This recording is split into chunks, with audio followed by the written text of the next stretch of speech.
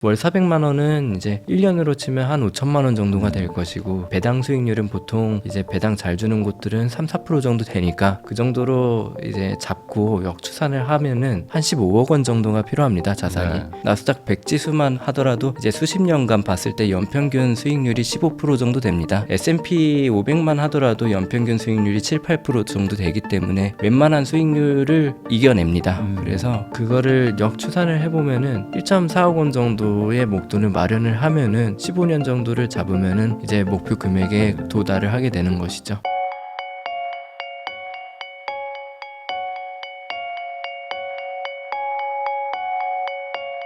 안녕하세요. 부익남TV의 부익남입니다. 올해 들어서 이제 뭐 미국 계좌 투자하신 분들 뭐 되게 걱정이 많으시잖아요. 그래서 모셨습니다. 현직 의사로 계시면서 또 주식 투자도 하고 계시는 달물결 작가님을 모시고 최근 이제 변동성 큰 시장에서 또 어떻게 투자를 하고 또 이 상황을 또 헤쳐나가고 있는지 한번 이야기 들어보도록 하겠습니다. 작가님 안녕하세요. 안녕하세요. 네, 이 작가님이라고 제가 말은 하지만 이제 책을 쓰셔서 그런 거고 사실은 지금 현직 의사이신 거죠? 예, 맞습니다. 네, 거기다가 지금 제가 아까 촬영 전에 들어보니까 아직 만으로는 29세.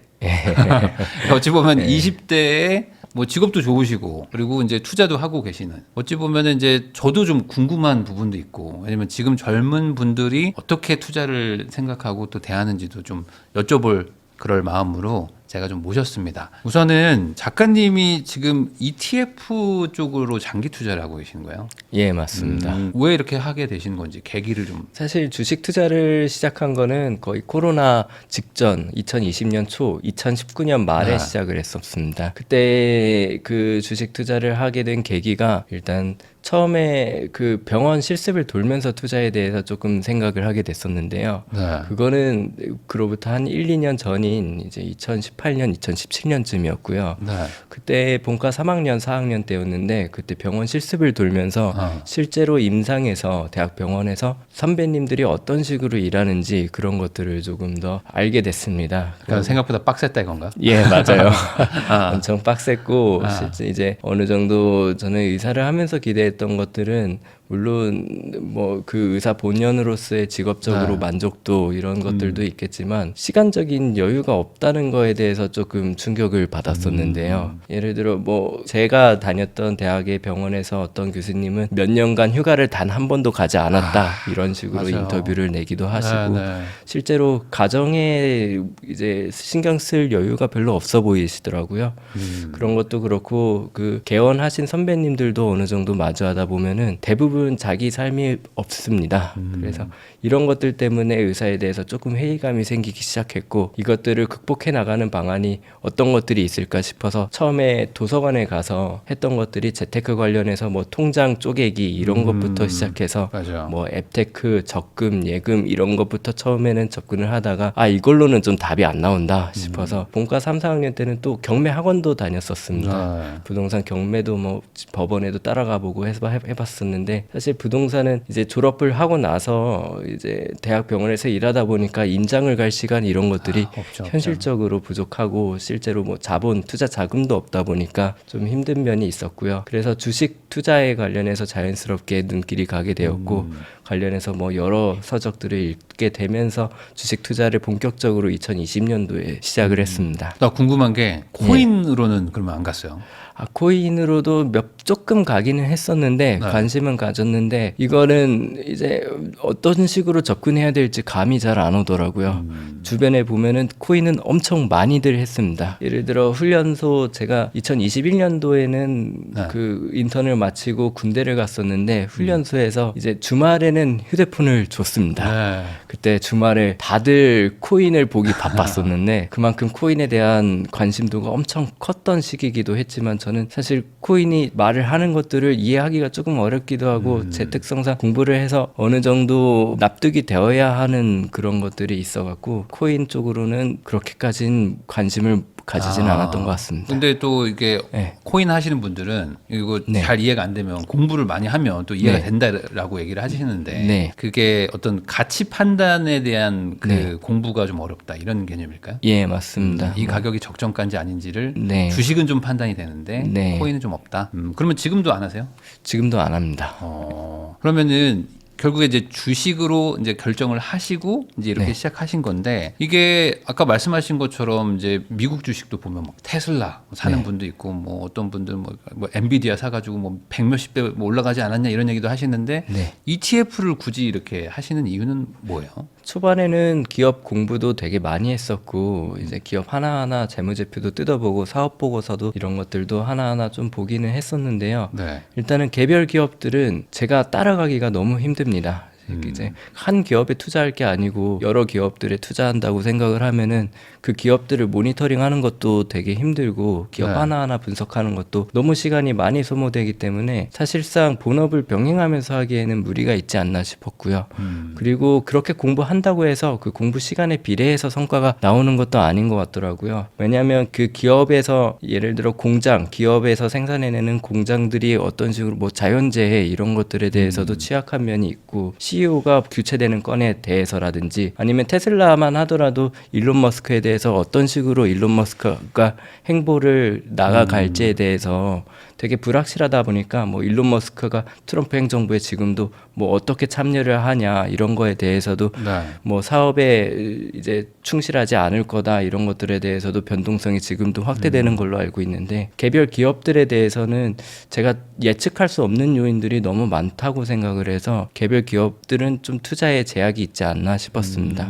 대신에 ETF는 여러 기업들을 한 번에 묶어서 투자하는 거다 보니까 개별 기업 하나하나 리스크에 대해서 조금 더 이제 분산되는 면이 있어서 그런 면에 대해서 좀 이제 통제가 어느 정도 가능하고 예를 들어 미국 나스닥 지수 아니면 S&P 지수 이런 것들에 투자하다 보면 미국 전체적인 매크로 이제 앞으로 미국 국가에 대한 전망 이런 것들에 대해서 신경을 쓰면 되기 때문에 전반적으로 이제 시간을 할애하는 게 오히려 좀 더 줄어들지 않나 이렇게 해서 이 본업과 병행하기 위해서는 그런 ETF 투자가 제일 적절하지 않나 싶습니다. 네, 사실 이거는 모든 청년 세대들도 뭐 마찬가지인 게 결국에 본인의 본업을 하잖아요. 뭐 그 직업이 뭘지는 다르지만 그 매달 벌어야 되는 돈도 이렇게 일을 하지 않으면 못 버니까 네. 그 일을 하면서 사실 이런 것까지 막 애널리스트 수준으로 한다는 게 현실적으로 좀 어렵잖아요. 네, 맞습니다. 근데 반대로 얘기하면은 그렇게 평균으로 막 묶어가지고 이게 섹터에 투자하고 한다는 거는 수익률은 상대적으로 떨어질 수 있는 거 아닌가요? 수익률은 조금 떨어질 수는 있는데 사실 나스닥 100 지수만 하더라도 이제 수십 년간 봤을 때 연평균 수익률이 15% 정도 됩니다. 네.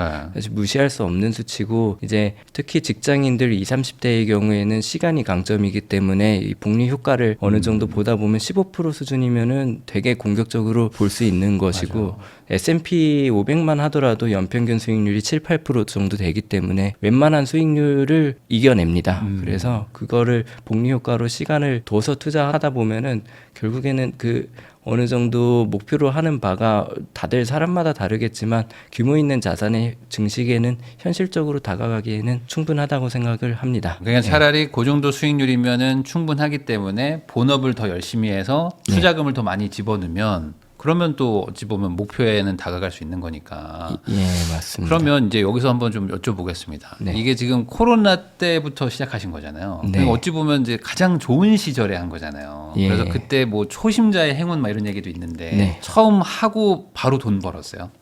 저는 이제 코로나가 터지기 직전에 자금을 좀 많이 넣었어서 그때는 없어요. 예, 약간 그래서 좀 손해를 보고. 예, 어. 그때 시작을 해서 그 서킷 브레이커나 뭐 이렇게 막 10%씩 20%씩 시작부터 떨어지는 그럼 것도 빠졌네. 예, 네. 그 변동성을 거의 직후 한 달도 안 돼서 아마 그거를 겪어갖고 아 이게 뭐지 싶었었는데 그러고 나서 또 이제 반등도 되게 빠르게 하다 보니까 그런 그 하락장을 처음에 뭣도 모를 때 겪고 이제 또의 상승장도 뭣도 모를 때 겪기도 해서 되게 정신을 못 차렸었던 해였던 것 같습니다. 그러면 네. 그 뒤로도 사실 또 막 한 번씩 이렇게 출렁출렁 했잖아요. 막 30%씩 막 빠지고 막 이런 적도 네, 있었는데 맞습니다. 이렇게 지금 한 5년 가까이 예. 하시면서 막 그만두고 싶다는 생각이나 뭐 이거 좀 답 안 나온다 이런 생각은 안 하신 거예요?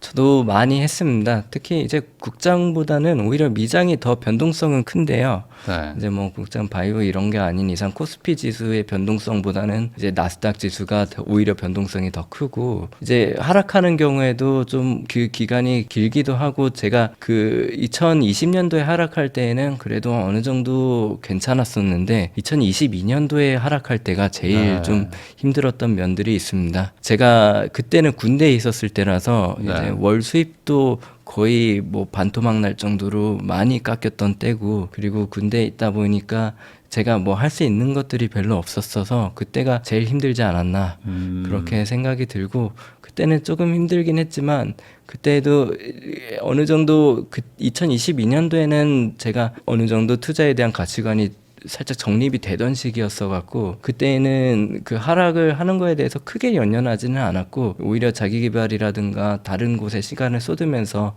일부 금액만 조금씩 적립식으로 투자를 하고 이런 과정을 거치면서 이겨냈던 것 같습니다. 왜 그렇게 미국 주식에 대한 확신을 갖게 된 거예요? 왜 그렇게? 사실 빠질 때 그때 2022년에 여기 미국 주식 끝났다 뭐 이런 얘기 엄청 많았잖아요. 막 다들 막 다 손절치고 나가고. 그때 특히 그 분위기를 조금 더 회상을 해보자면 그때는 금리가 급격하게 오르던 시기였어 갖고 그 금리가 앞으로 더 많이 오르냐 그런 것들에 대해서 많이 우려가 있었던 시절이었는데 그 금리가 뭐 뉴노멀이라고 해서 금리가 앞으로 계속 그 오일 쇼크 때 1980년대 초반 그때쯤에 오일 쇼크로 엄청 급격히 금리가 인상하던 시절이랑 많이 비교를 할 때였는데 그때 그 금리가 앞으로 계속 상승되는 수준에서 머무를 거라고 생각을 해서 다시 그 기업에 대해서 밸류에이션도 그에 맞춰서 재조정이 될 거고 앞으로 이런 식으로 나스닥 기술주들이 크게 상승할 것에 대해서 어느 정도 이제 그 확신이라든가 회의감이 되게 많이 들던 시기였습니다. 사실 근데 제가 이제 그 주식 투자를 하면서 느꼈던 점은 그 통제할 수 있는 것과 없는 것을 특히 구분을 해야 된다고 생각이 들었었는데요. 예를 들어 단기적인 시황 같은 것들, 이 금리도 마찬가지인데 저희가 통제할 수 있는, 예측할 수 있는 그런 요소들이 아닙니다. 그래서 그런 것들에 신경을 쓰는 것은 오히려 무의미하다고 생각이 들고 어떻게 보면 그때 뉴스에서 나오던 금리가 앞으로도 계속 그렇게 고금리가 유지될 것이다 하는 것들에 대해서 그 예측을 하는 것들이 저는 되게 무의미하다고 생각이 들었어서 오히려 그런 것들이 확정지어지듯이 말하는 것들이 그때는 많았었는데 그래서 이런 것들은 좀 과하게 예측하는 거다 싶어서 그때 오히려 투자 기회로 삼았던 것 같습니다. 그럼 계속 사신 거야? 빠져도 사고 올라도 사고? 예, 맞습니다. 그러면은 결국에는 미국이라는 나라가 더 잘 될 것이다. 그리고 그 나라에 있는 기업들이 결국에는 승리할 것이다. 뭐 이거라는 그 믿음으로 간 거네요. 네, 뭐 맞습니다. 어떤 시황보다는. 그러면 지금도 또 빠지잖아요. 그러면 지금 벌써 지금 코로나 때 한번 빠졌고 지금 2022년에 빠졌고 지금 이번에 또 빠졌는데 이번에도 같은 마음이신가요? 이번에도 사실 같은 마음입니다. 지금 당장만 하더라도 트럼프 대통령이 그 말이 계속 바뀌지 않고 있으니까 지금 예측하기가 되게 어렵다고 보고 있고 이런 식으로 관세로 지금 엄청 위협을 주는 이유가 저는 중국이 아무래도 기술적으로 많이 따라오고 많이 치고 올라오고 이런 것들 때문에 그런 중국을 어느 정도 견제하려는 것들이 되게 크다고 생각이 드는데요. 사실 미국이랑 중국이랑 비교해 보면 여전히 미국이 그 강세가 앞으로도 미국이 저는 우세하다고 생각이 드는데 전반적으로 가장 그 근본적으로 생각하는 거는 그 인구 구조 때문입니다. 인구 구조나 이제 자본 시스템이란 이런 것들을 고려해 봤을 때 그런데요. 이 중국도 마찬가지로 우리나라랑 좀 비슷한데 이 고령 사회고 어느 정도 출산율도 되게 많이 낮습니다. 그래서 이 생산성에 대해서 본질적으로 고민을 해야 되는 시기고 이 미국은 오히려 그런 쪽에서는 고민을 안 해도 됩니다. 사실 인구 구조가 거의 그 막대 그래프들을 보면 인구 피라미드를 보면은 직사각형에 가깝습니다. 원통같이 쭉 올라가잖아요. 예, 그런 것들이 있는 반면에 중국은 역피라미드 삼각형이기 때문에 중국 입장에서는 되게 절실한 거죠. 인건비나 이런 것들을 절감을 해서 공산품을 많이 쏟아내면서 발달을 한 게 중국인데 이제는 생산 가능 연령대가 많이 감소하고 있고 생산성이 많이 줄어드는 시점에 사실 중국의 근본적인 무기가 이제 흔들리는 시점이고 그런 상황에서 중국이 우위를 점하려면은 이제 생산성을 대체할 수 있는 무언가가 필요한데 그런 것들이 보통 인공지능 기술이죠.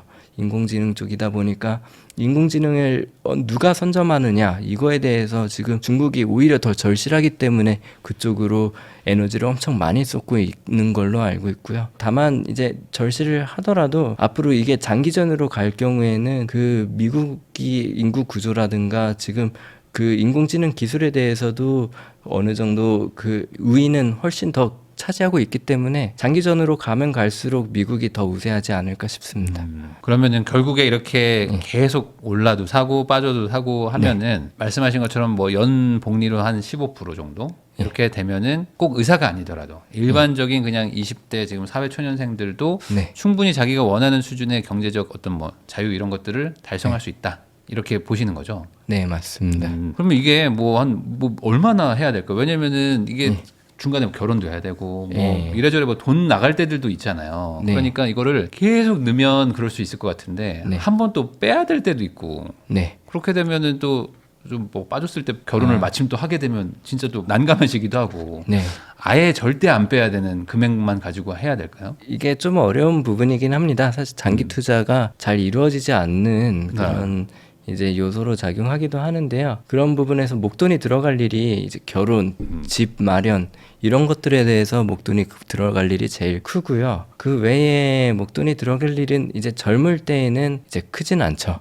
사실 목돈이 들어갈 일은 집 정도인데 이제 집에 대해서도 어떻게 보면은 투자 전략을 어떻게 세우느냐가 중요한 것 같습니다. 그래서 부동산 쪽으로 이제 어느 정도 이 전망 투자 전략을 봤을 때 부동산 쪽으로 전망이 있어서 전망이 좀 좋다고 생각이 들어서 이쪽으로 집중적으로 투자하는 분들은 미국 주식을 이제 비중을 더 쏟기는 어려울 수는 있겠죠. 반면에 이제 어느 정도 부동산에 대해서는 살 집에 대해서는 뭐 전세나 월세로 해결한다고 하는 분들이 요새는 좀 더 많아지고 있습니다. 좀 젊은 층에서 그런 게 좀 많긴 하죠. 예, 아무래도. 이제 저만 하더라도 사실 집 사는 것보다는 이제 월세를 살면서 그 나머지 목돈이 들어가는 부분에 대해서는 이 오히려 미국 주식에 꾸준하게 이제 적립식으로 계속 사는 게 더 낫지 않나 싶긴 하고요. 그런 면에서 이 전략을 어떻게 달리 가져가느냐에 따라서 미국 주식에 공격적으로 투자하냐 마냐가 결정될 수 있을 것 같습니다.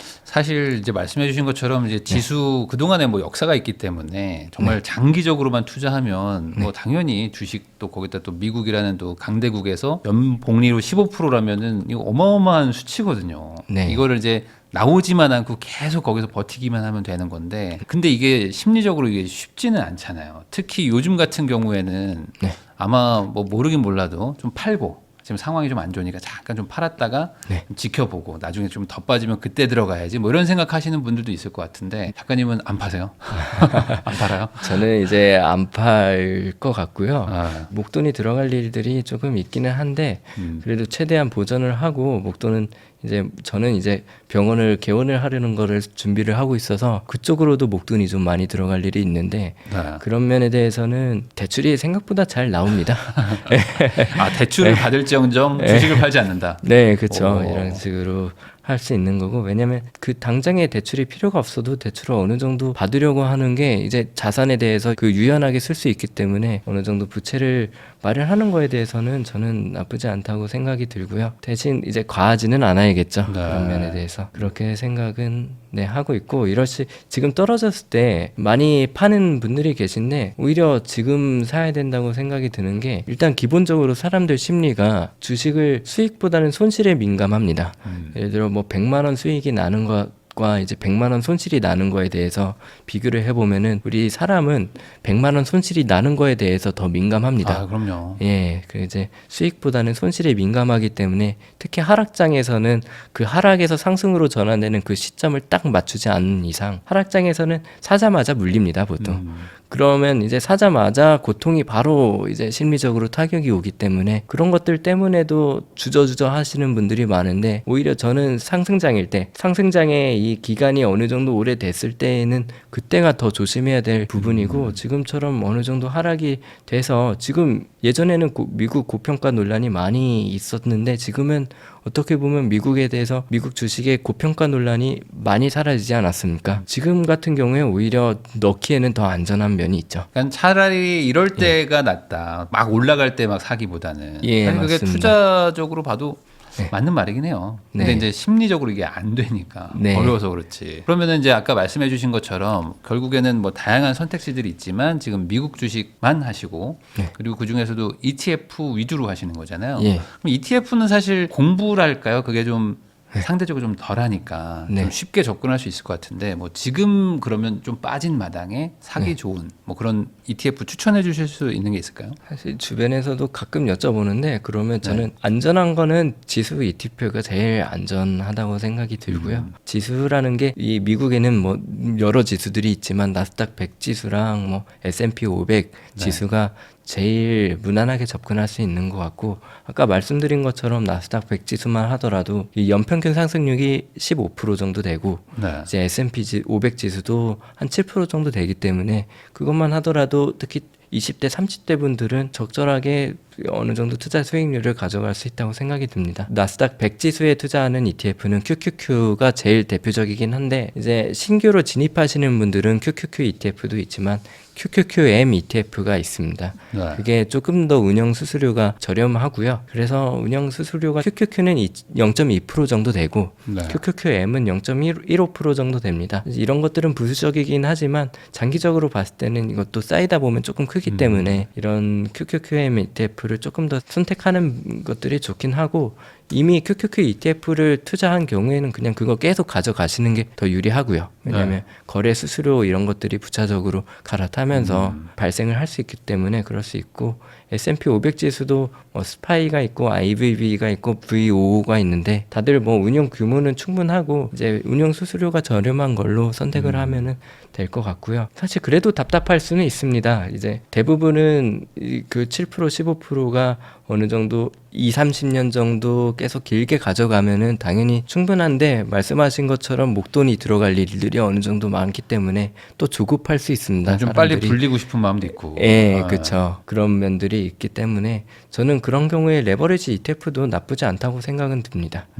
이제 레버리지 ETF는 대부분 레버리지 빚내서 투자한다 아니면 레버리지 이런 것들에 대해서 거부감을 느끼시는 분들이 많은데 네. 저는 레버리지를 잘 활용하는 쪽으로 이제 생각을 해보자 이런 주의고요. 이 레버리지는 우리 주식뿐만 아니라 어디에서든지 다 적용이 됩니다. 사업을 하더라도 레버리지가 거의 대부분 껴있는 경우가 많고 부동산도 마찬가지로 생현금으로 사는 분들은 거의 없죠. 대출로 어느 정도 일으키고 지금 이제 대출에 대해서도 부동산 가격이 민감하게 반응하는 것처럼 대부분이 대출을 어느 정도 끼는 것도 다 레버리지고 네. 심지어 정부도 마찬가지입니다. 뭐 정부에서도 부채가 뭐 몇 프로니 이런 것들이 요새 뭐 문제가 되고 있는데 정부도 이 부채를 끼고 이 예산을 운용합니다. 레버리지가 없는 게 오히려 거의 드물다 싶다고 저는 생각이 들고요. 그래서 어느 정도 레버리지 ETF를 가져가는 거는 추천을 드리고요. 대신에 개별 종목에 대해서 레버리지를 하는 거는 이제 추천을 드리지 않는 게 요새 뭐 테슬라도 뭐 2배 레버리지 이런 것들을 많이 하시는데 테슬라 개별 종목이 어떤 식으로 흘러갈지에 대해서는 오히려 더 예측하기가 힘들기 때문에 그런 거에 대해서는 조금 반대하고 지수에 대해서 레버리지를 하는 것들에 대해서는 괜찮다고 생각이 듭니다. 이 뭐 이게 횡보하면 녹는다 아니면 운영 수수료가 비싸다 네. 계리율이 크다 이런 되게 많은 우려들이 있는 것도 사실인데요. 그런 것들을 다 감안을 하고 나서 차트를 보시면은 실제 다 우상향 그립니다. 그 이유가 그런 모든 우려들을 다 이겨내고 그 평균 상승률이 아까 말씀드린 S&P 500은 7%, 나스닥은 한 15% 되기 때문에 연평균 상승률이 그런 그 모든 우려를 다 이겨내고 크기 때문에 그래서 어느 정도 우상향하는 차트를 볼 수가 있어서 예, 괜찮다고 그러니까 어차피 생각이 미국의 장기적으로는 좋을 거라고 본다면 거기서 돈을 빼지 않을 거라면 뭐 레버리지를 쓰는 거는 나쁘지 않은 방법일 수 있죠. 어차피 15%씩 올라간다면 단순히 곱하기 둘만 해도 예, 맞습니다. 30%씩 올라가는 건데 물론 조금 빠지겠지만 다만 그 변동폭을 견디지 못한다면 안 하는 게 나을 수도 있겠네요.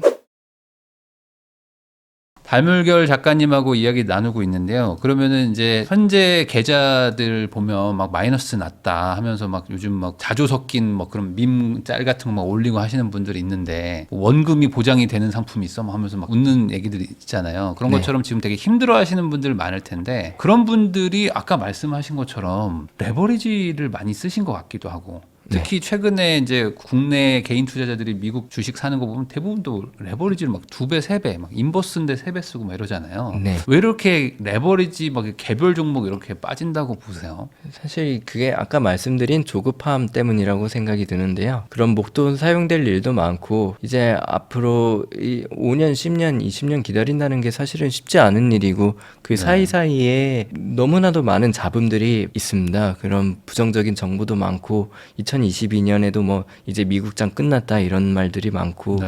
지금만 하더라도 이런 지금 사태가 장기화될 거다 이런 말들도 많으면서 이제 지금 같은 경우엔 현금 비중을 늘려야 된다 이런 말들도 많이 돌고 있는데요. 이렇게 이 중간중간에 부정적인 상황들이 어느 정도 이렇게 닥칠 수도 있고 하다 보니까 이 상승장일 때는 그 수익을 최대한 빨리 극대화하고 싶은 욕구들이 어느 정도 있는 것 같습니다. 그래서 레버리지 종목에 빠지는 것 같은데 이제 그것도 정도가 있겠죠.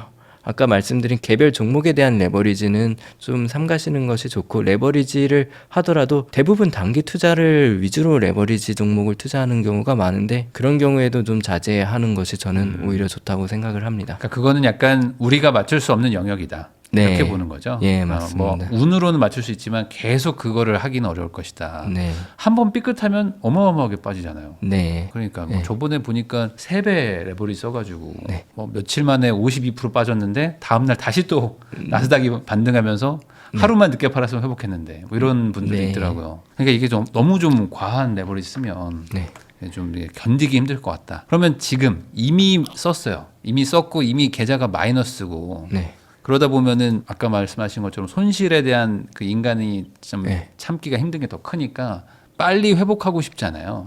뭐 이미 막 계좌에 마이너스 40%요. 그럼 이거 어떻게 해야 될까? 작가님은 이럴 때 어떻게 하는 게 좋다고 보세요? 사실 이미 매매를 단기 투자로 많이 해서 어느 정도 어떻게 보면은 조급함 때문에 단기 투자하고 뭐 매매를 너무 많이 해서 깎인 경우에는 매매를 일단은 줄여야겠죠. 매매를 줄이고 좀 재정비하는 시간을 갖고 이제 뭐 손절을 하기보다는 어떤 종목에 투자했느냐가 관건일 것 같습니다. 이제 어느 정도 그 재정비를 해보고 예를 들어 소형주라든가 개별 종목에 투자한 경우에는 조금 이 비중을 낮추는 게 오히려 좋아 보이고요. 그게 아니라면은 예를 들어 지수 ETF에 이미 투자를 했고 레버리지 ETF에 투자를 했으면은 일단은 두고 지금 할 수 있는 것에 대해서 생각을 해보자. 예를 들어 뭐 알바라도 해서 이제 조금 더 수익을 뭐 어떤 분들 막 폐지 주어야 된다고 그런 거 하던데. 맞습니다. 그럼 진짜로 그냥 차라리 그냥 그렇게 본업을 하자. 뭐 차라리 돈을 벌고. 이제 투자 원칙을 통제할 수 있는 것에 대해 집중을 하면 됩니다. 그 통제할 수 있는 게 지금 단기적으로 어떻게 될지 반등을 언제 하고 뭐 예전에는 이 정도 기간 뒤에 반등을 했더라 이런 것들이 사실 의미가 크게 없거든요. 그런 자료들을 찾아보는 것보다 차라리 그 시간에 나가서 10,000원이라도 더 벌어서 그걸 가지고 뭐 어떻게 더 해라 이런 게 오히려 더 현실적인 방안이 아닌가 싶습니다. 부동산 투자도 이번에 그 2022년, 23년에서 막 금리 엄청 올라갈 때 진짜 막 이자가 막 100, 200 늘어나는 분들도 있거든요. 그러니까 못 버티겠다고 해서 판 사람도 있지만 말씀하신 것처럼 뭐 알바를 하든 해가지고 계속 버텼더니 또 금리 내려가면서 다시 또 회복하고 이런 것도 있어요. 그래서 이게 항상 보면은 제일 못 버틸 때, 그러니까 제일 힘들 때가 저점인데 그때 던지잖아요. 예, 그러니까 맞습니다. 차라리 그러지 말고 버텨라. 근데 막 마이너스 50% 막 이렇게 찍혀 있는 상태에서 이걸 팔고 뭐 아까 말씀하신 지수 ETF로 옮긴다는 게 쉽지는 않은 것 같아요. 보통 빠지면 회복할 때까지 기다리지 않나요? 물 타고? 그쵸. 그럼 물 타기 이런 거 안 하세요? 저도 물 많이 타죠. 물 많이 타고 특히 2022년도에는 물도 많이 타고 했었는데 저는 물 타는 거에 대해서 나쁘다고 생각하지는 않습니다. 다만 이제 어떤 종목에 투자하느냐 이게 중요한 거고요. 예를 들어 트럼프 정치 테마주 이런 것들에 투자해서 그런 거에 물 타고 이런 거는 바람직하지 않다고 생각이 들고 이제 10년, 20년 뒤를 봤을 때 이게 과연 괜찮은지 이런 것들에 대해서 기준을 잡고 하다 보면은 괜찮은 것 같습니다. 오히려 물을 타기 위해서 열심히 일을 하다 보면은 일하느라고 힘들어서 그 손실에 대한 생각을 조금 덜 하게 되면서 오히려 더 버틸 수 있지 않나 저는 이렇게 생각이 그래요. 그러면은 결국에 물타기 뭐 전에 막 빠지면 막 갈아타려고 하고 뭐 단타하고 하는 것들이 일종의 또 패닉일 수 있잖아요. 그러니까 올라갈 때도 패닉에 빠지는 거지만 빠질 때도 패닉에 빠지는 건데 주식 투자하는 게 결국에 다 이 뭐 마음 수양 뭐 이런 얘기 하듯이 그 마음을 좀 감정 다스리기를 해야 되는데 뭐 그렇게 좀 냉정하게 하는 방법이 있으세요 혹시? 이런 심리가 자연스럽다는 거를 아는 게 중요한 것 같습니다. 이 손실에 우리가 수익보다 손실에 더 민감을 하고 손실이 우리가 나는 거에 대해서 아까 말씀드린 것처럼 100만 원 수익을 내는 것보다 100만 원 손실을 내는 게 더 가슴 아픈 일이고 이런 것들 뭐 손실을 겪는 게 너무 가슴 아프고 그 하락장에서는 더 부정적인 정보가 눈에 들어오고 그런 것들이 기사가 더 많이 나오기도 하고 그런 것들이 더 조회수가 잘 나오고 이제 하락하고 있다 보니까 차트에서 이미 보여져 있으니까 하락하는 그런 앞으로 비관적인 전망에 대한 설득력이 더 올라가고 네, 이런 것들이 원래 하락장에선 자연스럽게 나타나는 것들이다. 이런 것들을 알고 지금 이런 것들은 오히려 부정적인 정보에 더 무게가 가게 되고 손실에 대해서도 아픈 게 당연하고 이런 것들을 알고 마음 수양을 하면 됩니다. 그게 안 되잖아요. 그게 안 되니까 지금 이렇게 너무 힘든 거잖아요. 그러면 그 본질은 돈 벌자라고 생각하는 사람들은 그게 안 되고 뭔가 아까 말씀하신 미국의 어떤 미래나 이런 거에 대한 확신을 갖고 있는 사람은 되고 이런 차일까요? 그런 것도 어느 정도 이제 예측할 수 있는 것과 예측할 수 없는 것에 대해서 구분을 하는 게 가장 중요한 것 같은데요. 단기적인 시황 그리고 앞으로 이 하락장이 얼마나 지속될지 이런 것들에 대해서는 모르기 때문에 그런 거에 대해서는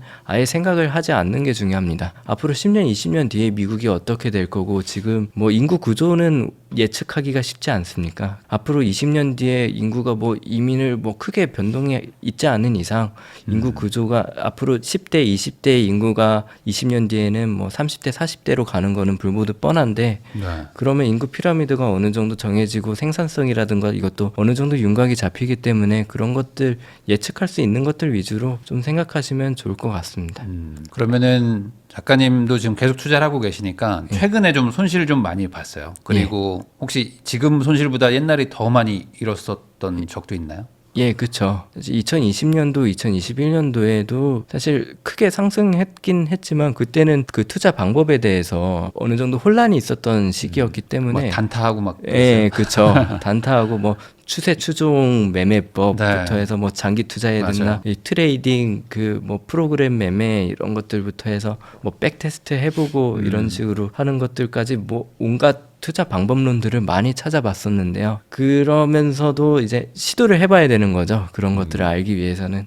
그렇게 시도해보면서 시행착오를 겪어보면서 이 매매 횟수가 엄청 많았었는데 점차 제가 이제 투자에 대한 가치관이 잡히면서 매매 횟수도 자연스럽게 줄어들게 되고 사실 2022년도에는 거의 팔지도 않고 계속 사기만 하게 됐고 2020년도, 21년도에는 뭐 사고 팔기를 반복하면서 이 상승장에서도 크게 손실을 겪기도 했었습니다. 지나고 나서 보니까 그냥 안 팔고 계속 모은 게 결과적으로는 더 좋았을 수 있겠네요. 네, 맞습니다. 그 작가님이 쓴 책 그 20대 의사 닮물결의 미국 주식 투자 그 책에 이런 얘기가 나와요. 그러니까 S급 정보를 사람들이 많이 막 찾고 물어보러 다니는데 실제로는 의외로 되게 가까운 데 있다.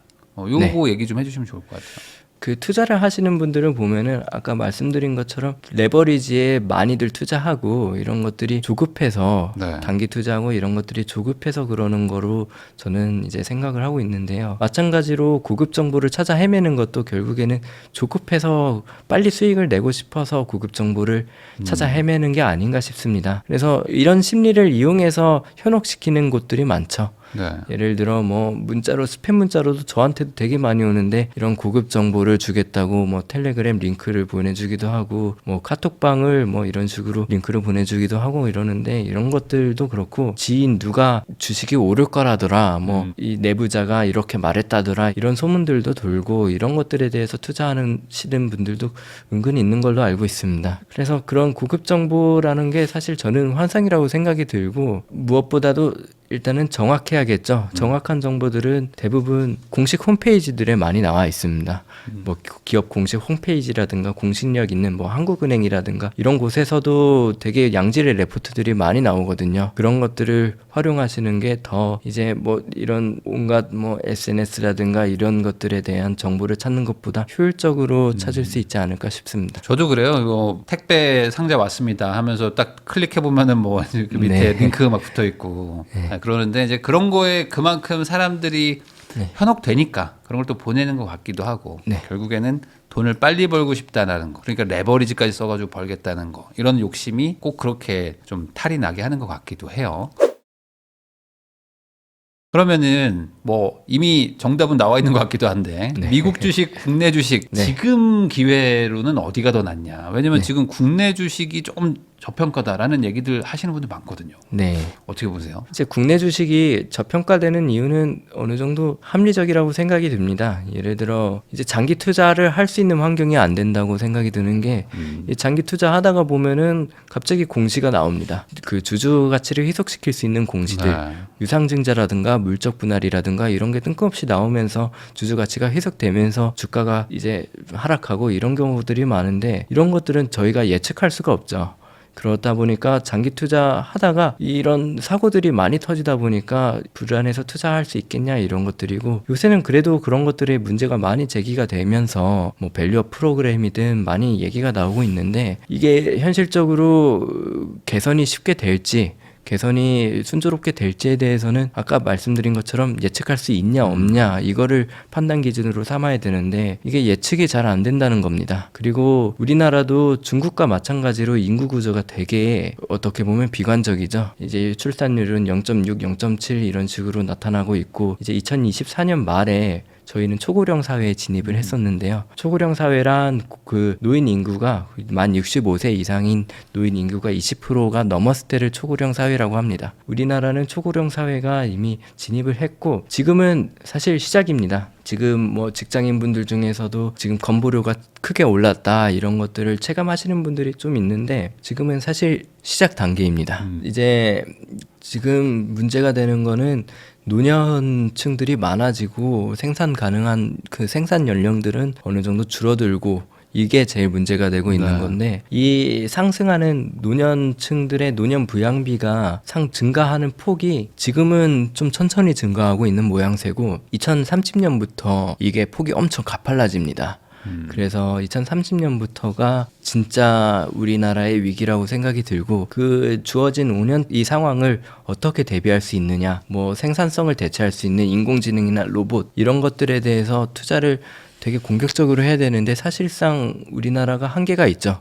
인공지능 기술에 대해서도 대부분 우리가 지금 쓰고 있는 챗GPT라든가 뭐 제미나이 뭐 그런 것들이 다 미국 것들이고 하다 보니까 우리나라에서는 그런 것들을 이제 대응할 만한 인공지능 기술이 딱히 없습니다. 그래서 점점 더 미국에 지금 의존하고 있는 상황인데 이거를 지금 이런 상황을 그 위기를 극복하기라는 좀 저는 힘들다고 생각이 들고요. 그래서 그런 면에서 국내 우리 한국의 전망이 되게 우려스럽습니다. 사실 그렇기 때문에 물론 저도 이제 한국인이다 보니까 한국을 좀 응원은 하지만 투자는 미국 쪽에 투자하는 것이 맞지 않나. 그러면은 여기서 정리하면은 지금 조금 그래도 조정을 받았으니까 여유자금이라면 아예 레버리지로 지수 ETF 투자하는 거는 나쁘지 않을까요? 예, 그렇다고 생각합니다. 개별 종목 말고 오히려 이제 반등하거나 또 한 번 더 상승하게 되면은 그 연평균 15%는 조금 아쉬우니까 레버리지로 지수 투자를 하자. 근데 이거는 생각해 보면은 괜찮을 수도 있는 것 같은 게, 이제 평균적으로 이제 섞이는 지수에 투자하는 거니까 리스크는 낮은데 낮은 리스크만큼 수익률도 나쁜 거잖아요. 예. 이거를 레버리지로 수익률을 상쇄하는 거면 이게 약간 부동산 투자랑도 비슷하긴 하거든요. 네.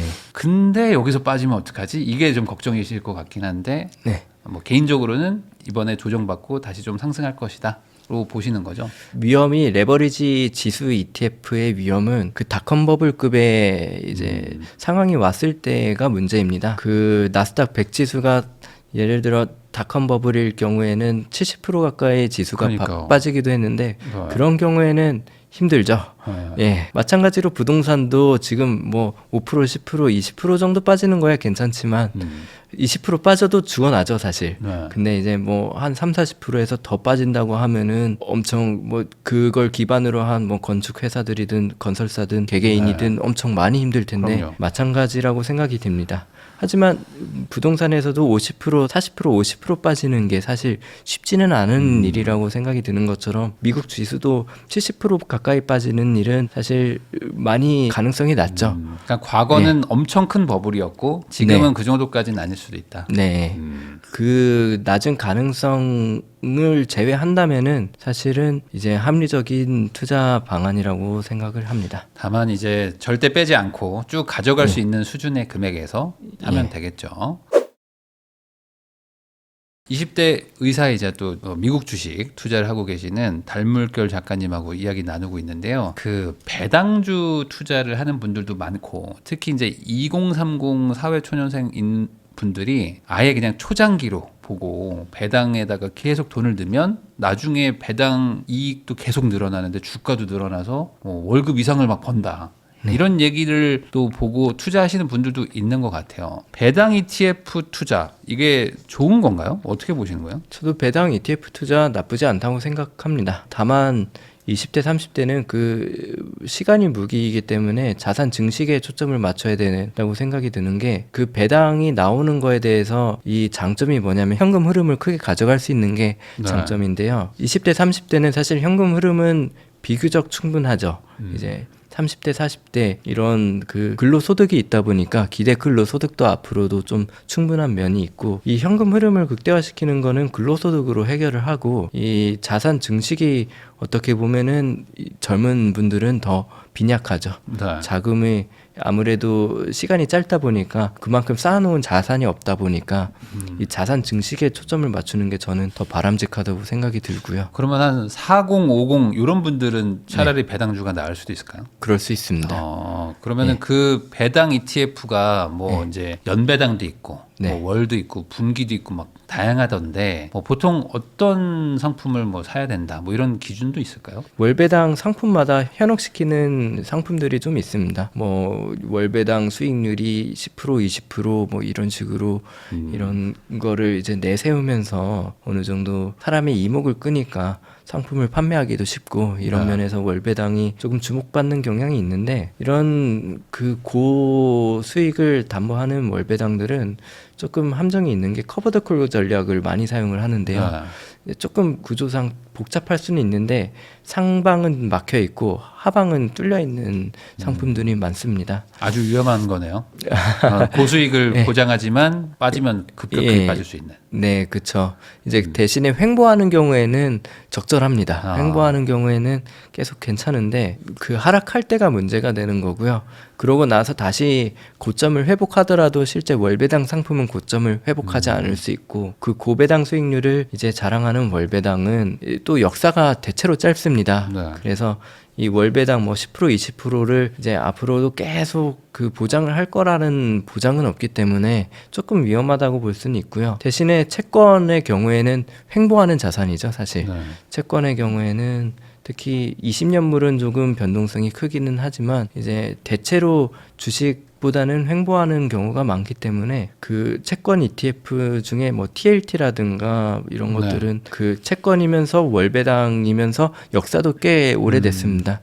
대신 월배당 그 배당 수익률이 대략 알기로 3% 정도 되는 걸로 알고 있어서 높지는 않은데 그런 식으로는 그런 월배당 상품은 괜찮은 것 같고요. 그게 아니라면은 분기 배당으로 하는 게 대부분이 분기 배당이다 보니까 그런 것들로 하시면 좋을 것 같고 또 몇 가지 앱들도 나와 있고 증권사 어플에서 보면은 기업들마다 배당금을 주는 달이 조금씩 차이가 있는데 그런 것들을 뭐 투자를 하다 보면은 이 뭐 1월에 배당을 주는 주식이 있고 뭐 2월에 배당을 주는 주식들이 있고 이런 것들을 투자를 한 것들 포트폴리오에 맞춰서 월마다 들어오는 배당 금액들을 이제 보여주는 서비스들이 꽤 많이 있는 걸로 알고 있습니다. 그런 것들을 활용하면은 월 배당 이런 식으로 나오는 것처럼 맞출 수 있으니까 그런 식으로도 활용하면 좋지 않을까 합니다. 그러면 말 나온 김에 배당 ETF를 할 거면 그냥 네. 개별 주식 중에 배당 잘 주는 거 그냥 장기 투자하자라고 생각하는 것도 네. 있을 수 있는데 이게 네. 뭐 차이가 있을까요? 뭐 사실 관리의 차이인데요. 배당 ETF는 알아서 리밸런싱을 해주죠. 네. 그러다 보니까 뭐 거래 수수료라든가 이런 걸 좀 절감할 수 있고 아까 말씀드린 그런 시간에 대해서도 조금 절약을 할 수 있기 때문에 고민할 시간을 좀 줄이니까. 예 그런 것들에 대해서 편리하고 대신에 배당 주식들을 이제 한 곳에 몰아넣는 게 아니라 분산 투자를 하는 게 바람직한데 이 분산 투자를 하고 이것들을 또 관리하는 것도 일이거든요.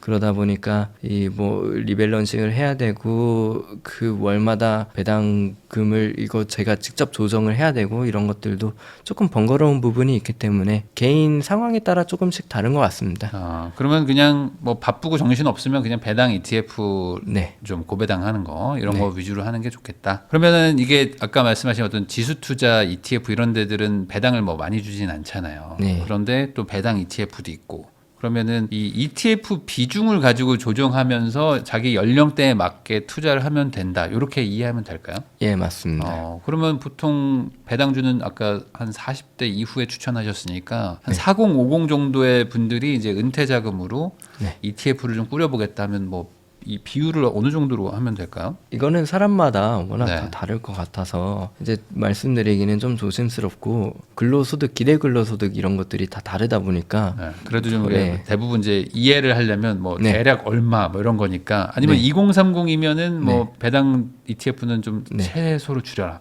이건 맞나요, 그러면? 아, 그쵸. 그 어느 정도 공격적으로 보통 돌아다니는 이야기를 보면은 100백이 나이 아, 백백이 나이. 네, 그만큼의 주식을 가지고 있어라 이런 식으로 네. 말하는 게 이제 100백이 나이만큼 조금 이제 자산 증식에 초점을 맞춰서 투자하는 게 저는 괜찮다고 그 생각합니다. 정도. 그러면 한 4050 정도면 한 반 정도는 배당 투자, 그러니까 네. 어쨌든 현금 흐름이 필요하신 분들은 한 반 정도 하면 네. 될까요? 80%, 90% 이건 너무 많은가요? 사실 40대, 50대가 근로소득 그 연령대별 근로소득을 보면은 제일 네. 많긴 합니다. 그래서 지금 당장 필요한 게 아니라 그 40대, 50대들 분들도 결국에는 자산 증식에 조금 초점을 맞춰야 되는데요. 네. 그래서 저는 한 반반 정도로 두는 게 좋다고 생각이 드는 게 중요한 거는 은퇴 후죠. 40대, 50대보다 그때부터 준비를 해야 되는 거고 자산이 충분히 모이기까지가 보통 10년, 15년 걸리기 때문에 이 배당으로만 먹고 살려면 어느 정도 충분히 자산이 있어야 이게 현실적으로 가능하기 때문에 그 자산을 증식하기까지가 10년, 15년 정도가 걸리고 그거를 역으로 계산을 해보면은 은퇴 전에 한 40대부터 준비하는 게 맞는 것이고 40대부터 자산 증식에 좀 초점을 맞춰야 되겠죠. 저 여기서 궁금한 게 있는데 네. 저는 옛날부터 궁금했던 건데 아니 어차피 그냥 내가 은퇴하기 전까지는 성장형으로 이게 네. 7에서 15%씩 이제 성장하는 거니까 장기로 봤을 때 네. 그럼 그냥 그렇게 계속 성장시킨 다음에 은퇴할 때 배당 ETF로 싹 갈아타면 그만 아닌가? 미리미리 배당 네. ETF를 하는 게 좋은 건가? 이 네. 부분이 좀 궁금하긴 해요. 무엇보다도 가장 문제는 닷컴 버블처럼 그런 한번 사태가 빠지면. 네, 그게 문제인 거죠. 네. 이제 어떻게 보면 은퇴 후에 적절한 방안이 있어야 되는데 사실 그게 쉽지가 않잖아요. 그러니까 퇴로가 없는 게 문제입니다. 그런 부분에서 뭐 20대, 30대는 한 3, 40대 한 10년 정도 뭐 정고 회복하기까지 정고점 회복하기까지가 오래 걸려도 일을 할 수가 있는데 네. 문제는 이 40대에 투자했다가 실패해서 뭐 50대, 60대가 되어서 이제 뭘 회복을 하려고 하다 보면은 일하기가 어려운 부분이 있기 때문에 퇴로가 없다는 거를 전제를 두고 그러고 나서 전략을 세워야 되는데 이제 그 조그만 가능성이라도 무시하면 안 되는 거죠. 닷컴 버블만 하더라도 그거의 전고점을 회복하기까지가 한 15년 정도 걸렸기 때문에 그런 상황이 아주 가능성이 낮다고 하더라도 그 아예 고려하지 않으면 안 되니까 그래서 이제 한 거기에 성장주에 무조건 투자를 한다기보다는 그렇게 어느 정도 안정화를 시켜둬야 되지 않나 싶습니다. 단순 계산하면 한 40대 중반부터는 조금씩 옮겨놔야 예. 최장 한 10년, 15년 물릴 수도 있으니까 예. 그때 좀 배당주에 넣어놓으면 좀 한결 나은 거죠. 이게 그 미국 주식 투자한다고 하는 게 뭐 익숙하신 분들도 있겠지만 되게 좀 어렵다고 느끼는 분들 중에 하나가 이게 환율도 있고 또 우리나라 주식에는 없는 또 세금도 있고 뭐 그러니까 이거 어떻게 해야 되지? 이거 고민하시는 분도 있는 것 같은데 네. 환율과 세금 이거 어떻게 판단해야 되나요? 제일 본질적으로 제가 항상 내세우는 강조하는 부분이기는 하지만 그 예측할 수 있는 것과 없는 것을 구별해야 되는데요. 환율은 예측하기가 힘듭니다. 네네. 그래서 환율은 또 변동성이 주가 지수에 비해서는 또 엄청 작기 때문에 굳이 환율을 고려해서 투자하기보다는 이제 주가가 많이 빠졌다 싶으면은 어느 정도 좀 더 투자를 하고 연령대 아까 말씀드린 연령대별로 근로소득 기대 근로소득이 어떻게 되냐 이런 거에 더 초점을 맞춰서 투자해야 되고 환율은 사실 저는 고려는 안 해도 된다고 생각을 하고요. 네. 세금의 경우에도 세금 자체가 투자 전략을 바꾸는 본질적인 문제로 적용하면 안 된다고 생각이 들고 그것도 결국 부차적인 문제고 이 투자를 하는 과정에서 뭐 예를 들어 배우자를 증여하면 양도소득세가 어느 정도 절감이 되고 네. 뭐 250만 원까지 비과세다 보니까 뭐 그런 식으로 조금 그런 것들을 활용하는 것 정도는 괜찮은데 세금 문제 때문에 앞으로 뭐 우리나라 국내 주식은 세금이 별로 안 드니까 네. 그냥 국내 주식 투자할래 이런 거는 이제 본질적인 판단 기준이 되어서는 안 된다고 생각이 듭니다. 그러니까 세금은 버니까 내는 건데 예. 국장은 벌질 못한다. 뭐 이런 얘기하는 분들도 예, 있고. 그러니까 세금은 벌어서 내는 거니까 너무 거기에 고민할 필요는 없다. 이렇게 얘기해 주신 것 같아요. 그러면은 결국에 이 경제적 자유 뭐 이런 거를 꿈꾸고 이렇게 장기 투자도 하는 거고. 그러니까 한마디로 이제 은퇴 이후에도 뭐 일하지 않고 최소한의 생활비 나올 정도로 이제 맞춰놓고 싶은 게 사람의 마음인데 그러면은 시간과 뭐 어떤 투자금 이런 것들이 한 어느 정도는 좀 계획적으로 세워놔야 이 현실적인 목표에 달성한다라고 보시는 건가요, 지금? 그냥 시뮬레이션을 일종의 하나를 가정을 세워서 해보면은 대충 월 400만 원 정도로 잡아보겠습니다. 이제 네. 월 소득을? 네, 소득을 월 400만 원 정도를 목표로 하다 보면은 월 400만 원은 이제 1년으로 치면 한 5천만 원 정도가 될 것이고 이제 배당 수익률은 보통 이제 배당 잘 주는 곳들은 3, 4% 정도 되니까 그 정도로 이제 잡고 역추산을 하면은 한 15억 원 정도가 필요합니다, 자산이. 네. 이제 목표로 하는 자산은 15억 원 정도로 가정을 하고 이제 보시면은 이 QQQ ETF만 하더라도 아까 말씀드린 연평균 수익률이 15% 정도 되다 보니까 그거를 역추산을 해보면은 예를 들어 1.4억 원 정도의 목돈을 마련을 한다고 생각을 해보면은 이제 10만 달러입니다. 한 대략 10만 달러를 이제 투자를 하면은 10년 뒤에는 40만 5천 달러로 대략 6억 원 정도가 됩니다. 그렇고 15년 정도 투자하면 이제 81만 달러로 어느 정도 목표 금액에 근접하게 되기 때문에 1.4억 원 정도의 목돈을 마련을 하면은 15년 정도를 잡으면은 이제 목표 금액에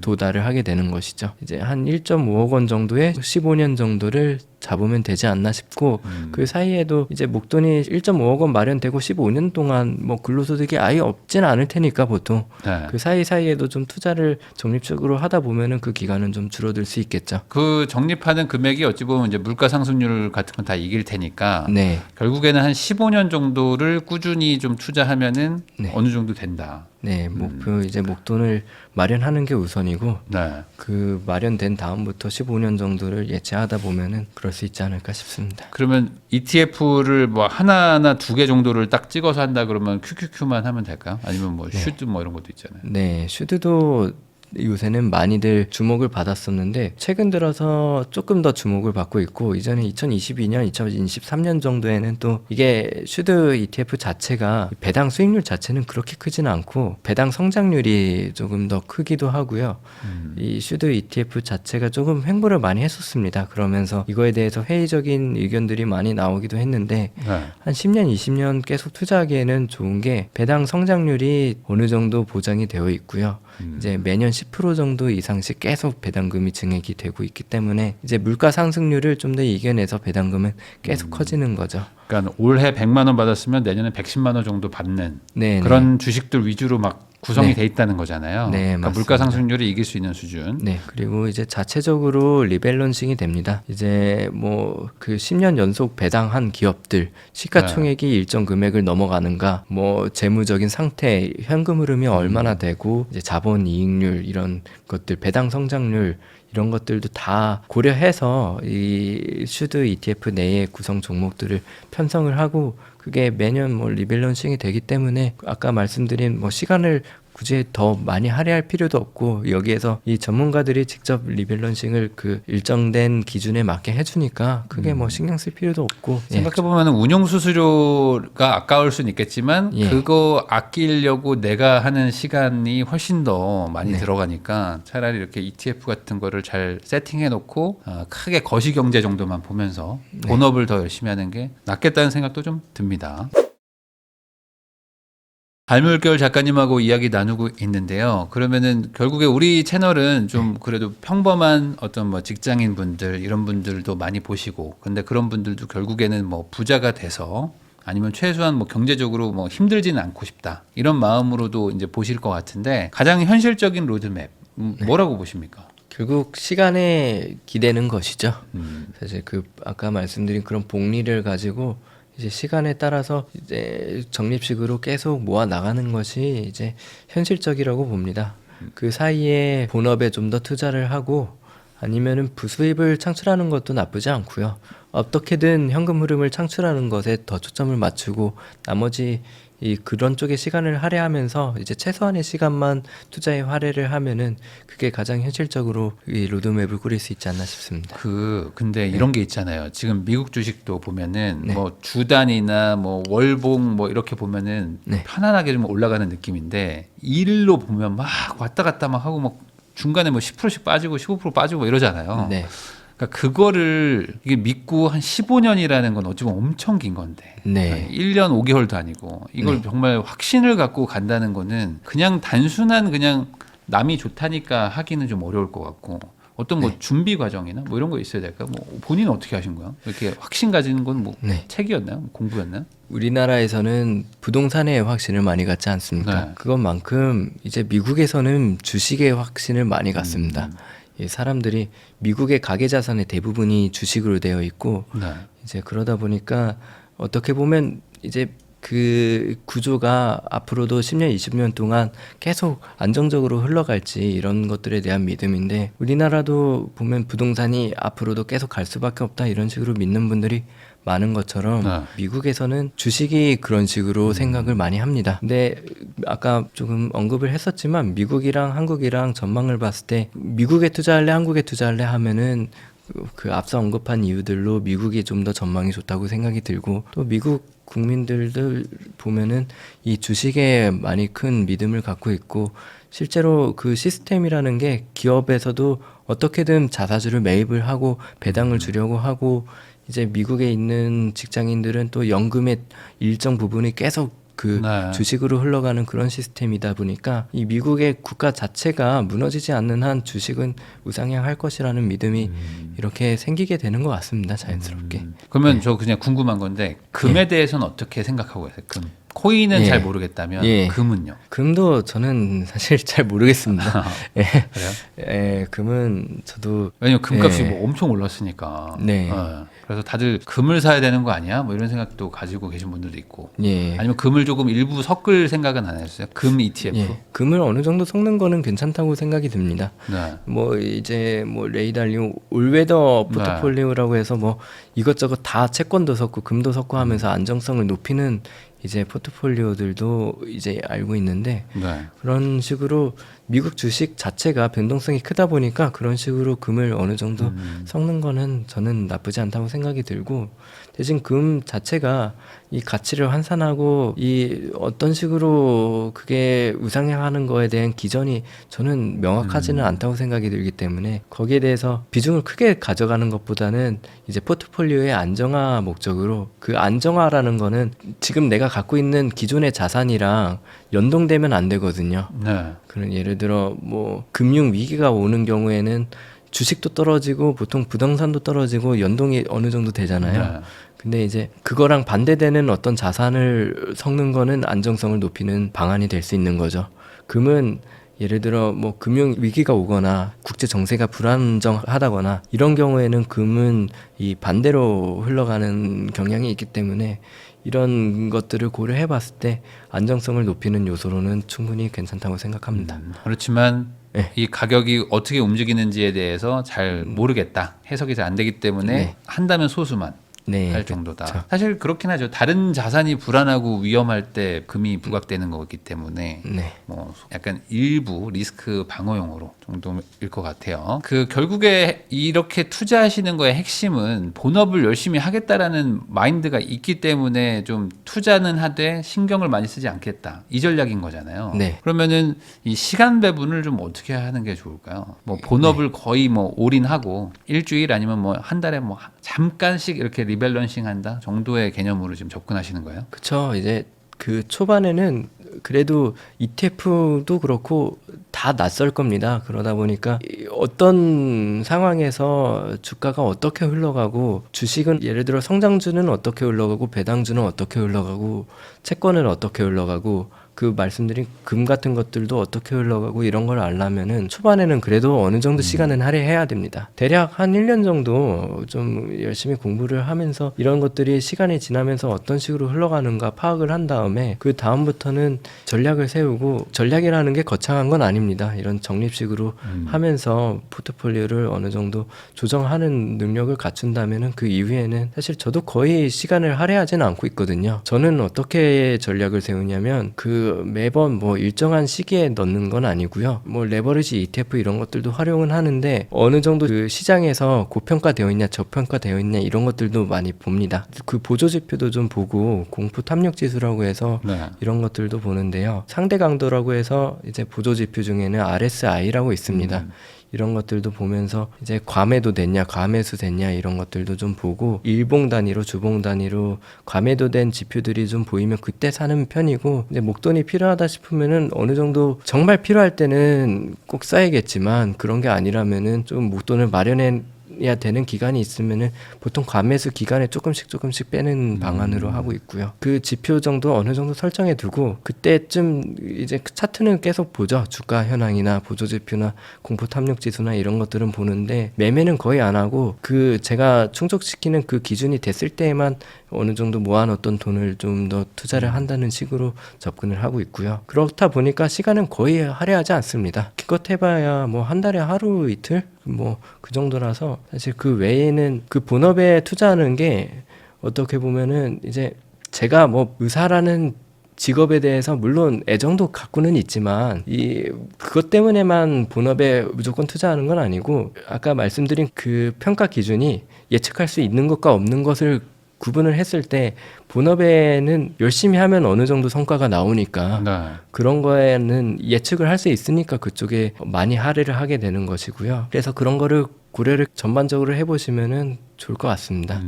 부동산도 네. 사실 사고 나면 뭐 레버리지도 쓰기도 하지만 제일 좋은 거는 이미 사는 순간 한 2년에서 4년 정도 그냥 뭐 할 수가 없기 때문에 사실 이제 신경을 잘 안 쓰게 되거든요. 신경 안 쓰니까 반대로 할 건 이제 본업이니까 또 대출도 갚아야 되니까 그냥 일 열심히 하고 사는데 그게 어찌 보면 지금 ETF와도 약간 같은 결인 것 같기도 해요. 그러니까 뭐 네. 종류는 다르지만 매일 쳐다보고 막 이러는 것들에서 이제 좀 자유로워진다. 그러니까 또 장기 투자, 또 우상향 했기 때문에 또 이렇게 돈을 벌고 하는 게 아닌가. 개별 종목 살 때랑은 좀 ETF 사는 거는 확실히 좀 다르죠. 매일 아침에 막 확인해야 되고 막 잠 안 오고 이런 건 좀 덜한가요? 아, 예, 전혀 잠 잘 오고, 네. 예, 트럼프 얘기만 쳐다보고 있는 건가요? 오늘 트럼프 뭐 했나 이 정도만 보면 되나요? 왜냐면 일론 머스크까지 신경 쓰면 너무 힘드니까. 아, 그렇죠. 트럼프 뭐 했나도 사실 저는 잘 안 잘 안 봅니다. 예. 그러니까 좀 마음 편하게 해야지 결국에 평범한 사람들은 돈을 예. 벌 수 있는 것 같기도 해요. 그러면은 이 투자라는 거는 결국에 투자금을 지속적으로 또 넣어줘야 되고 특히 뭐 빠지든 오르든 항상 또 돈을 넣어야지만 나중에 또 좋아지는 거니까 네. 결국에 저축률도 중요할 것 같은데 소비를 그럼 잘 안 하시고 버는 돈의 대부분을 지금 저축해서 투자에 넣고 계신 거예요? 사실 소비를 잘 안 합니다. 이제 뭐 물론 고정비가 조금 있긴 한데요. 왜냐면 제가 이제 월세를 살고 있고 하다 보니까 네. 고정비로 나가는 비용이 조금 있고 사실 저는 무력 자체가 그렇게 크진 않아서 뭐 명품이 없습니다. 예. 그래서 뭐 명품도 없고 무력은 없는데 왜 돈은 많이 벌고 싶은 거예요? 아, 시간이죠, 사실. 의대생 때 봤던 것들이 이제 그런 너무 시간이 없고 가정에 할애할 시간도 없어 보이고 그런 것도 그러면서 이제 개원을 하고 병원을 운영할 때에도 결국 돈에 쫓기냐 안 쫓기냐에 따라서 진료 태도도 좀 달라질 수 있다고 생각을 하기 때문에 네. 돈에 쫓기면 안 되고 이런 것들에 대해서 결국 시간을 어떻게 내가 내 마음대로 쓸 수 있는가, 내 철학대로 진료를 할 수 있는가, 이런 것들을 유지를 하려면은 어느 정도 돈이 있어야 된다고 생각합니다. 결국에 돈이라는 게 많으면 시간을 조금 더 여유 있게 쓸 수 있기 때문에 예. 그래서 이제 돈을 모은다 하셨는데 그러려면 역설적으로 저축을 많이 해서 많이 투입을 해야 네. 돈을 많이 그리고 빨리 벌 거 아니에요. 예. 근데 사실 지금 20대 후반이시니까 네. 친구분들 중에는 돈 많이 쓰는 친구들도 있을 것이고 네. 막 지금 뭐 차 사고 막 명품 사고 하는 친구도 있고 여행 가는 친구도 있을 텐데 그렇게 안 하는 건 단순히 무력이 없어서인가요? 아니면은 네. 무슨 차이가 있다고 보세요? 저는 일단은 뭐 좋은 차를 보든 물건이 좀 좋아 보이든 그런 거에 대해서 감흥이 별로 없는 것 같습니다. 애초에 뭐 부럽거나 하지도 않고 애초에 그런 쪽에 끌리지는 않고요. 아니 그러면 친구들이 네. 너 좀 돈 좀 쓰고 살아라 뭐 이런 얘기 안 해요? 아, 예. 그렇다고 차도 뭐 좀 바꾸고 막. 아, 예. 지금은 소나타를 끌고 있는데요. 네. 그렇게 그런 쪽으로 뭐 궁핍하게 쓰지는 않습니다. 이제 쓸 때는 뭐 맛있는 거 이런 거 먹는 건 좋아하고 뭐 맛집 다니는 건 좋아하고 이래서 네. 먹는 거엔 좀 쓰는 편이고요. 아 근데 주변 친구들이 보기에는 좀 적게 쓰실 거 아니에요? 상대적으로. 아, 상대적으로 그쵸. 예, 뭐 근데 그거에 대한 어떤 네. 압박이나 힘든 점은 없는지. 예, 왜냐면 친구들도 그렇게까지 많이는 안 씁니다. 그 주변에 의사들도 보면은 물론 외제차 뽑는 사람들도 꽤 있고 뭐 이제 그런데 생각보다 다들 검소합니다. 예.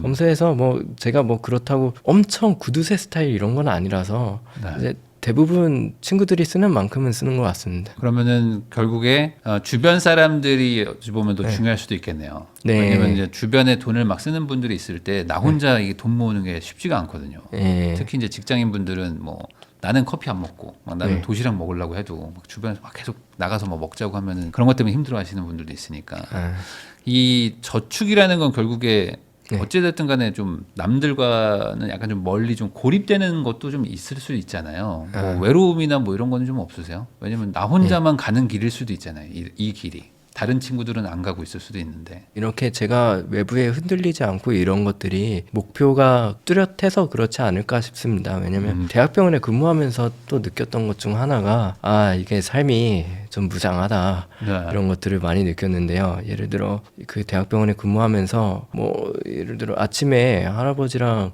뭐 음료수 주고받으면서 농담도 하고 이랬던 할아버지가 저녁에는 이제 돌아가셔서 수액 줄 있는 것들 빼갖고 그것들 좀 닦아내고 이런 것들이 또 인턴 제가 전공의 생활하면서 하는 일 중 하나였는데요. 그런 것들에 대해서 약간 인생에 어떻게 보면 큰 영향을 준 사건인 것 같아요. 그런 것 보다 보면은 이제 결국 엄청 화려하게 살고 이런 게 중요하기보다는 지금 주어진 시간을 어떻게 인생을 충만하게 살 것인가 이거에 대해서 좀 고민을 많이 했던 것 같아요.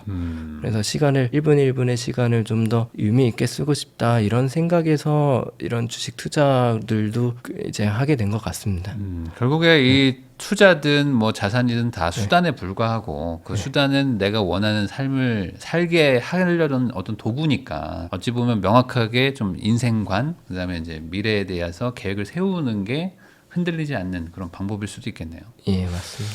그럼 마지막으로 또 저희 채널에 보통은 그래도 한 40대 막 50대 이런 분들이 많이 나오시는데 지금 20대 후반이시니까 어찌 보면 우리 채널에 지금 20대 분들도 보시거든요. 네. 이분들한테 어떤 지금 가장 이제 비슷한 나이대시니까 그 재테크나 아니면 어떤 뭐 조언 이런 거 해서 한마디 해주시면 좋을 것 같습니다. 20대 분들도 진짜 미래가 되게 불투명하다고 많이 느껴질 겁니다. 저도 지금 미래가 되게 불투명하다고 느껴지는 사람 중 한 명인데요. 뭐 지금 뭐 직업이 좀 좋아 보이고 이런다 하더라도 결국 불투명합니다. 다들 네. 고민 갖고 있고 이제 여기에서 어떻게 잘 살 것이냐 이거 다 고민하는데 너무 조급해하지 마시고 일단은 통제할 수 있는 것에 집중하는 게 제일 중요한 것 같습니다. 그래서 통제할 수 있는 것 지금 당장 할 수 있는 것에 집중하다 보면은 하나씩 조금이라도 이루어지더라고요. 그러다 보면 한 걸음 한 걸음 나아가게 되고 그러면서 뭐 여러 가지 좀 자존감을 높일 수 있는 이벤트도 일어나고 하는 것 같습니다. 이제 우리에게 가장 갖고 있는 큰 무기는 시간이다 보니까 그 시간을 가지고 이제 통제할 수 있는 것들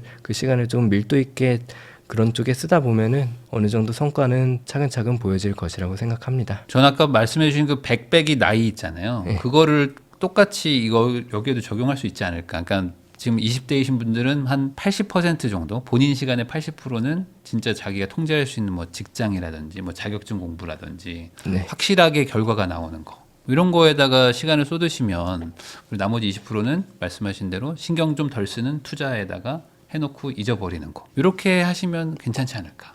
그런 네. 생각도 좀 듭니다. 지금까지 달물결 작가님 모시고 미국 ETF 중심의 투자를 하고 계시는 분이 또 어떻게 생각하고 계시고 이런 마인드로 접근하고 있다는 거를 여러분들한테 설명을 드렸는데, 이게 어찌 보면 뭐 초보부터 뭐 고수까지 다 같이 똑같은 마음이지 않을까 그런 생각도 좀 들고요. 반대로 이렇게 하지 않고 좀 단기적으로 막 돈 벌려고 하고 레버리지 써가지고 단기간에 부자 되려고 하고 하는 분들이 또 반대로 또 힘들 그런 시기인 거를 또 보면 정답은 정해져 있는 게 아닌가 라는 생각도 좀 듭니다. 여러분들도 이 내용 잘 생각하셔가지고 투자에 좋은 판단하시고 반영하셨으면 좋겠습니다. 지금까지 달물결 작가님과 이야기 나눠봤고요. 저도 인사하면서 영상 마무리하도록 하겠습니다. 오늘 나와주셔서 감사드립니다. 네, 감사합니다.